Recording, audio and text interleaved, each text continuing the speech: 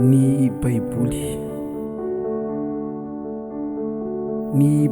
dia mampianatra, manampy anao sy manoro.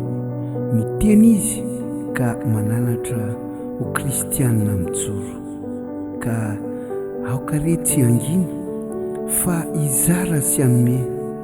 Ahazo anao tsy hovidiana, fitahiana be dia be.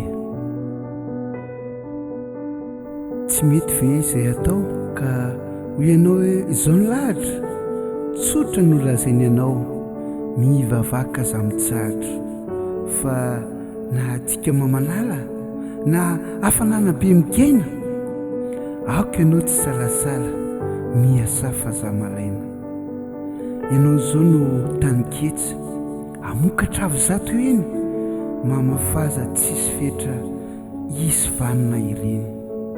Fa sao ianao dia sondriana, mahazo kely dia tsy doka, fa ny tena mahaliana any an-danitra ny loka. Tsy rirana no andeha fa tamin'ny olona mba hiaraka, ataovy tena marobe miaranareo mivavaka. Dia tany mafy aza vera le finonana nanao, ny andro izy ifatry ny ela mbola miandratra amin'izao.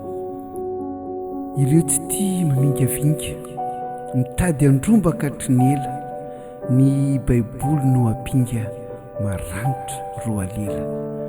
Tena ho ampy anao izy, hiaranao amin'izany, fa io le tena sarobidy mandalo ihany ny etan-tany.